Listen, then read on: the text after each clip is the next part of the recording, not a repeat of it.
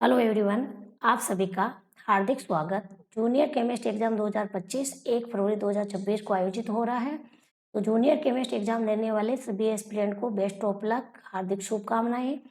मैं आशा करती हूं कि आपका जो पेपर है वो अच्छे से संपन्न हो और आप अच्छे से उस पेपर के अंदर परफॉर्मेंस करके आए और जो है वो आप जो उम्मीद करके जा रहे हैं उसी उम्मीद से आपको क्वेश्चन जो है वो उस पेपर में देखने को मिले।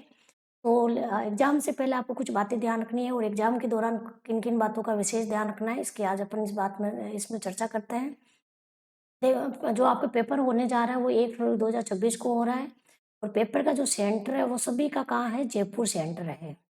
और एग्ज़ाम का जो टाइम है आपके वो 11 बजे से लगा के दोपहर 1:30 बजे तक है, लेकिन 10 मिनट आपको एक्स्ट्रा दिए जा रहे हैं 5th गोले के लिए। तो 5वां गोला भरा जाता है, उसके लिए आपको 10 मिनट एक्स्ट्रा दिए जाते हैं, तो आपको 5वें गोले का विशेष ध्यान रखना है, कहीं गलती नहीं करनी है। कभी-कभार आपने रिज़ल्ट देखा होगा कि काफ़ी बच्चों को जो है वो 5वां गोला नहीं भरने की वजह से बाहर कर दिया जाता है। तो आपको विशेष ध्यान रखना है, जिन क्वेश्चन को आप छोड़ रहे हो तो 5th गोला आपको आवश्यक रूप से भरना ही है। तो 10 मिनट जो आपको मिल रहे हैं वो 5वें गोले के लिए मिल रहे हैं और आपका एग्ज़ाम जो स्टार्ट हो रहा है वो 11 बजे से एग्ज़ाम स्टार्ट हो रहा है, लेकिन जो गेट बंद होगा आपके वो 1 घंटा पहले आपको जो परीक्षा सेंटर पर पहुँचना है। सेंटर पर आपको 10 बजे से पूर्व पहुँचना है, क्योंकि 10 बजे तो गेट बंद हो जाएगा, तो आपको कहाँ 10 बजे से पूर्व पहुँचना है। अब 10 बजे से पहले आप कब पहुँच पाओगे? जब अगर आप 31 तारीख को ही जयपुर पहुँच जाते हो। सभी का सेंटर जयपुर है, तो सभी को जयपुर ही जाना है अपने को। अगर आप 31 तारीख को जो है वो जयपुर पहुँच जाते हो, तो आराम से आप 10 बजे से पहले जो है वो सेंटर पे जा सकते हो। तो आपको कोशिश ये करनी है, या फिर मैं तो ये आपको यही सजेशन करना चाहूँगी कि आपको 31 तारीख को ही किसी भी हालत में जयपुर पहुँच जाना है। अब आप जो 31 तारीख की शाम तक जयपुर पहुँच गए, फिर आप आराम से जाके रेस्ट कर लेना और आराम से नींद लेनी है, नींद अच्छे से लेनी है।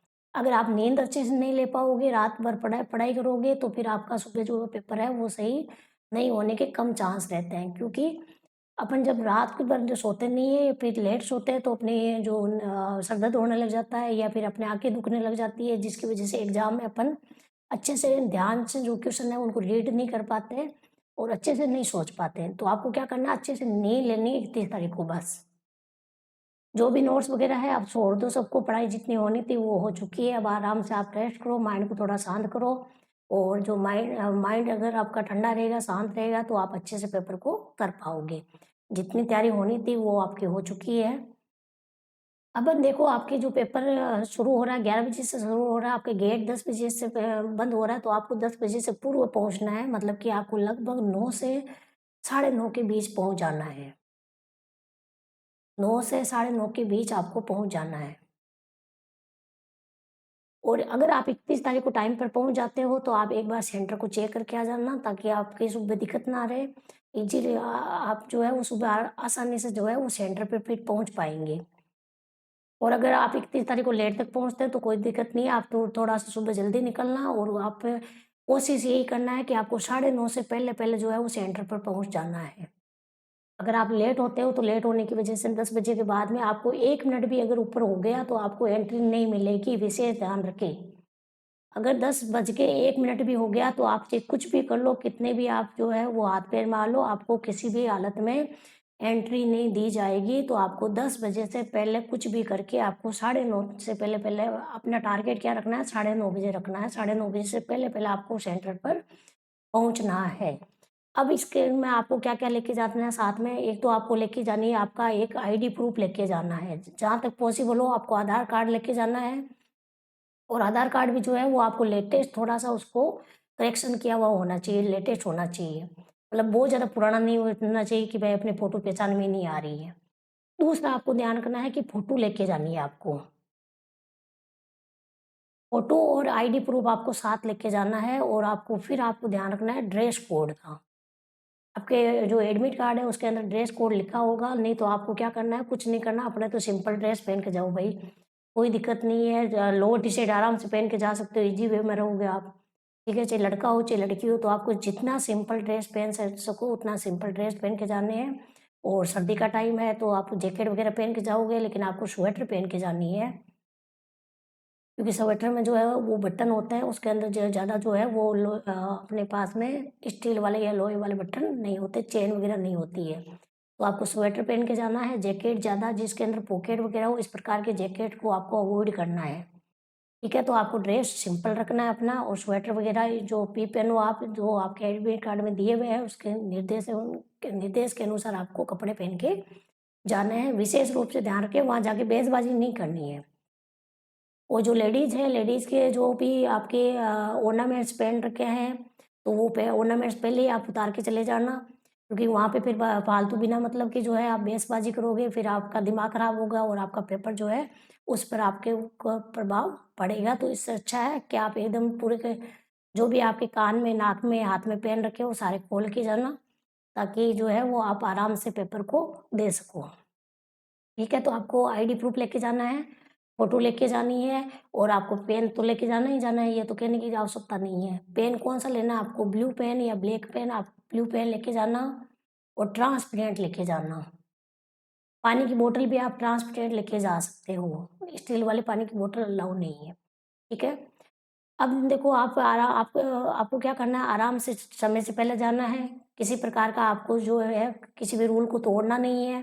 ड्रेस कोड भी आपको जो बताया हुआ है उसके अकॉर्डिंग पहन के जानी है, और आपको क्या करना है कि जो जैकेट वगैरह है वो भी आपको जो आपको बता रखा है, जो रूल में लिखा हुआ है उसी के अकॉर्डिंग पहन के जाना है, ताकि अपनी बिना मतलब की कोई बहसबाजी ना हो, और अपना बिना मतलब का जो दिमाग है उसमें कोई भी खराब ना हो, और अपन अच्छे से पेपर को दे पाएँ।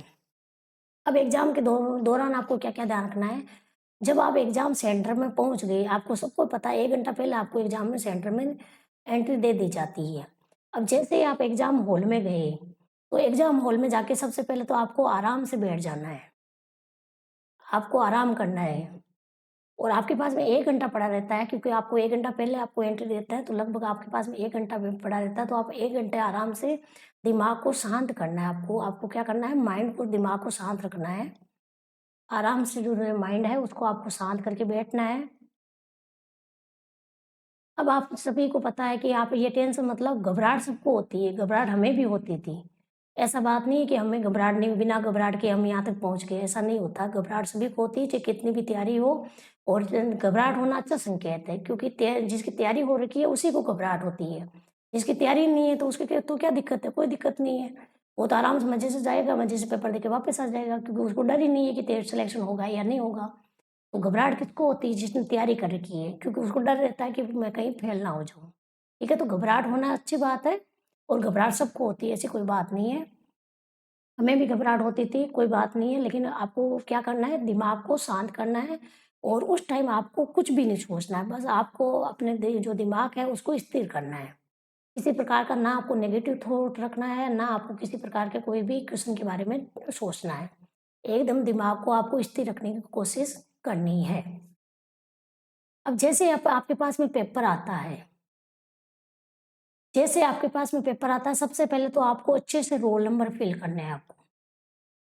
रोल नंबर, आपका नाम, आपका जो भी डिटेल आती है उसको आपको अच्छे से फ़िल करना है। रोल नंबर वग़ैरह जो दिए हुए होते हैं, जो आपके पेपर्स नंबर वग़ैरह दिए हुए होते हैं, सीरियल नंबर, ओमार सीरियल नंबर जो दिए हुए होते हैं, उनको क्या करना है, अच्छे से आपको फ़िल करना है। आपको सिग्नेचर जो साइन आप करते हो, वो साइन आपके वही होने चाहिए जो आपने आवेदन के समय किए थे। तो इसका भी विशेष ध्यान रखें, साइन में किसी प्रकार की कोई गड़बड़ नहीं होनी चाहिए, नहीं तो बाद में आपको दिक्कत होगी। ठीक है? तो अच्छे से आपको सबसे पहले इनको फ़िल कर देना है, जो भी आपको दे रखा है, 5 मिनट पहले शायद आपको वैसा ओमार शीट दे देंगे, तो आप 5 मिनट पहले जो है रोल नंबर वगैरह, साइन वगैरह अच्छे से करके उसको रेडी करना है। अब जैसे ही आपको पेपर मिलता है, तो आपको क्या करना है, सबसे पहले तो आपको जैसा कि आपको पता है कि पेपर के अंदर आपके 40 क्वेश्चन तो आएँगे जीके के, और आपके 110 क्वेश्चन आएँगे सब्जेक्ट के, केमिस्ट्री के। तो जैसे मेरी जो हमेशा से आदत रही है, मैं तो हमेशा जो क्वेश्चन नंबर 1 से लगा के स्टार्ट करती हूँ। तो आपको मैं तो ये कहना चाहूँगी कि क्वेश्चन 1 से स्टार्ट करना है, 1 से 40 तक अपने कंटिन्यू चलना है। 1 से आपके टोटल क्वेश्चन क्वेश्चन कितने 150 है, तो आपको सारे मतलब 1 से लगा के 150 तक क्वेश्चन आपको कंटिन्यू रूप से चलना है। अब आपको क्या करना है, जैसे आपने फर्स्ट क्वेश्चन देखा, फर्स्ट क्वेश्चन जैसे आपने देखा तो आपको मतलब जैसे क्वेश्चन नहीं आ रहा है तो कोई बात नहीं, छोड़ दो, तो नेक्स्ट क्वेश्चन पे चले जाओ, टाइम वेस्ट नहीं करना है। फिर ऐसे आप देखते-देखते गए तो आपके जितने क्वेश्चन हो रहे हैं, जो क्वेश्चन आपने कर लिए उनकी ओमार शीट आप उसी टाइम फिल कर लो। कुछ बच्चे गलती करते हैं, पहले क्वेश्चन के ऊपर टिक लगा देते हैं और लास्ट में जाके ओमार शीट भरते हैं। उसमें क्या होता है, जब आप एक साथ ओमार शीट भरते हो, जो ओमार शीट आप भरते हो उसको आपको साल लगातार ही भरना है आपको। क्योंकि लास्ट में जब आप ओमार शीट एक साथ भरते हो तो कभी-कभी क्या होता है, गोले भी आगे-पीछे लग जाते हैं, ऊपर का नीचे हो जाता है, तो उससे अपनी मिस्टेक हो जाती है फालतू। अपने तो एक-एक क्वेश्चन जो होता है वो बहुत ही ज़्यादा इम्पोर्टेंट होता है। हर एक क्वेश्चन जो है वो अपने को सिलेक्शन से अंदर कर सकता है या सिलेक्शन से बाहर कर सकता है। तो आपको क्या करना है, ओमार शीट को लगातार ही भरते जाना है। जैसे आपने फर्स्ट क्वेश्चन किया, आपको अच्छे क्वेश्चन अच्छे से आ रहा था, आपको आप 100% श्योर थे, तो जैसे उसके अंदर फर्स्ट को भर दो। फिर सेकंड में गए, ऐसे आप जैसे-जैसे जो-जो क्वेश्चन आप कन्फर्म कर रहे हो उनको उसी के टाइम आप फिल कर दो, ठीक है? फिर जो क्वेश्चन कुछ कुछ क्वेश्चन ऐसे हैं कि भाई जिसको आपको मतलब कुछ क्वेश्चन तो आपको तुरंत आ गए और कुछ क्वेश्चन जो है वो आपको जैसे कि सोचने पड़ रहे हैं, तो उस टाइम मत सोचो आप, उसको क्या कर दो, गोला कर दो। उस क्वेश्चन के ऊपर आप गोला कर दो और गोला करके आप आगे बढ़ जाओ। फिर ऐसे करते-करते जो है वो आपका एक राउंड पूरा हो जाएगा। अब दूसरे राउंड में क्या करना है, जहाँ-जहाँ आपने गोला कर रखा है उन क्वेश्चन को वापस देखना है आपको और उनको वापस देख के अगर आप जो है वो उनके 2 ऑप्शन आपको काटने हो, आप 2 ऑप्शन और 2 में आप कन्फ्यूज़ हो, तो आपको वहाँ पे रिस्क लेनी चाहिए, ठीक है? और ऐसे कोई क्वेश्चन है जिनको आपने कभी देखा ही नहीं, सुना ही नहीं, कहीं नहीं पढ़ा है, चाहे जीके का है, चाहे अपने पास में सब्जेक्ट का है। जीके के अंदर भी आपको पता है कि आजकल बहुत ही ज़्यादा डिफ़िकल्ट क्वेश्चन आने लगे, तो आप ये मत सोचो कि वो क्वेश्चन आपको नहीं आ रहा, वो क्वेश्चन किसी को भी नहीं आ रहा है। क्योंकि ज अगर क्वेश्चन इस टाइप का आया है कि आपने कभी देखा ही नहीं, पढ़ा ही नहीं, तो हो सकता मतलब ये फिर ऐसा थोड़ी है कि आपने नहीं पढ़ा, वो तो किसी ने नहीं पढ़ा। तो क्या करना है कि चाहे जीके का हो, चाहे सब्जेक्ट का पेपर क्वेश्चन हो, ऐसा कोई क्वेश्चन है जो कभी आपने आज तक देखा नहीं, ना सुना, ना कभी आपकी नज़र में पड़ा, तो आपको क्या करना है, उस क्वेश्चन को तुरंत स्किप कर देना है, फालतू आपको टाइम वेस्ट नहीं करना है। ठीक है? जो स्पेशली आपको जीके में ध्यान रखना है, जीके के अंदर तो फालतू बिना मतलब का आपको तुक्का लगाना ही नहीं है। आप अगर श्योर हो या फिर आप 2 आंसर के अंदर कन्फ्यूज़ हो तभी आपको रिस्क लेनी है, नहीं तो आपको जो है वो बिना मतलब का तुक्का नहीं लगाना है। और सब्जेक्ट के अंदर भी क्या करना है, सब्जेक्ट के अंदर भी वो क्या सबसे पहले तो वो क्वेश्चन अटेंड करने हैं आपको जो आपको 100% आ रहे हैं। और फिर दूसरे राउंड में आपको आपको क्या करते जाना, गोला करते जाना है जिसमें आप कन्फ्यूज़ हो। फिर दोबारा जो है जिनको आपने गोला कर रखा है उन क्वेश्चन को वापस आपको अच्छे से देखना है और उनको अच्छे से रीड करना है और अच्छे से रीड करके फिर उनका आंसर आपको देना है। लेकिन ध्यान रखिए विशेष रूप से ओमार शीट को एक साथ ही भरते चलना है। लगातार क्वेश्चन के साथ ही भरते चलना है। क्योंकि लास्ट में फिर क्या करते हो कि एक तो आपके टाइम होने लग जाता है और फिर दूसरा क्या होता है कि आप एक साथ गोले बढ़ते हो ना तो आगे-पीछे, ऊपर-नीचे भी हो जाते हैं। तो इसलिए मैं तो यही आपको कहना चाहूँगी और मेरी हमेशा से यही आदत रही है कि मैंने तो जैसे फर्स्ट क्वेश्चन पढ़ा, फर्स्ट क्वेश्चन मेरे को आ रहा है तो तुरंत ओमार शीट ली, फर्स्ट क्वेश्चन का आंसर दे दिया। फिर नेक्स्ट पढ़ा, नेक्स्ट का आंसर मतलब कि दिया और ओमार शीट में फिल कर दिया। तो मैंने हमेशा जो है वो ओमार शीट और क्वेश्चन को एक साथ चलाया है। तो मेरे कभी समय की कमी नहीं पड़ी क्योंकि मैंने ओमार शीट को लगातार ओमार शीट को फिल करते हुए गई हूँ। ठीक है? फिर आपको क्या करना है, लास्ट में जब आपके 10 मिनट बच जाते हैं, तो आपको सबसे पहले तो उन गोलों को देखना है, जो आपने क्वेश्चन छोड़ रखे हैं। मतलब जो क्वेश्चन आपने बिल्कुल आपको अटेंड ही नहीं करने हैं। जिन क्वेश्चन को आपको स्किप करना है, उन क्वेश्चन को आप ऐसे क्रॉस लगा दो तुरंत। जैसे भाई आपने कोई क्वेश्चन देखा, आपको नहीं आ रहा, बिल्कुल भी नहीं आ रहा, तो उसको तुरंत क्रॉस लगा दो बस। और जैसे आप जो का 10 मिनट पूरा हो मतलब कि 10 मिनट बचते हैं तो 10 मिनट की घंटे लगती है, तो आप उसके जो क्रॉस क्वेश्चन लगा रखे हैं, उनका 5th गोला आप फिल कर दो। और फिर बाकी के क्वेश्चन चेक कर लो कि आपका 5th गोला या कोई गोला का बाकी तो नहीं रह गया और इस प्रकार जो है वो आपको पेपर जो है वो संपन्न करना है। किसी प्रकार का आपको टेंशन लेनी नहीं है, घबराहट सबको होती है और घबराहट होना अच्छी बात है, कोई दिक्कत नहीं है। और अगर आपको ऐसा लगे कि आप पेपर में सब कुछ भूल गए, मेरे साथ होता था जैसे कि एक टाइम ऐसा आता है, एक पॉइंट ऐसा आता है कि ऐसा लगता है कि कुछ भी याद नहीं है, पूरा का पूरा भूल गई। तो उस टाइम क्या करना है, 2 मिनट के लिए पेन को साइड में रख दो और दिमाग को एकदम शांत कर दो। दिमाग को एकदम शांत करके पानी-वानी पी लो या फिर अपनी जगह छोड़ के थोड़ा वॉशरूम जाके आ जाओ। वॉशरूम जाके आके वापस आके और फिर वापस पेपर को सोल्व करना है आपको, ठीक है? तो ये कुछ बातें हैं जो मैंने फ़ील की है और मैं इन चीज़ों से निकल के आई हूँ, तो मैंने सोचा कि आपसे शेयर किया जाए। क्या पता आपकी कुछ बातें इनमें से काम आ जाए, तो आपको इन बातों का ध्यान रखना है। फिर कल जो है 1 तारीख को आपके पेपर होने जा रहा है, परसों, और सॉल्यूशन जो है वो शाम तक, परसों शाम तक, मतलब 1 तारीख को शाम तक या फिर 2 तारीख तक आपको प्रोवाइड करवाने की कोशिश की जाएगी। और मैंने जो है वो मैक्सिमम टॉपिक आपको करवाने की कोशिश की है, लेकिन समय की कमी होने की वजह से अपन पूरा जो को सिलेबस है वो नहीं कर पाए। आज जो है वो केमिकल इसका अपने पास में पेरियोडिसिटी जो है अपने पास में, एटॉमिक स्ट्रक्चर, उसका जो है वो पूरा वीडियो आने वाला था। लेकिन मैंने पूरा वीडियो जो है वो क्या किया था, रिकॉर्ड भी किया था, लेकिन कुछ टेक्निकल प्रॉब्लम की वजह से पूरा वीडियो रिकॉर्ड नहीं हो पाया।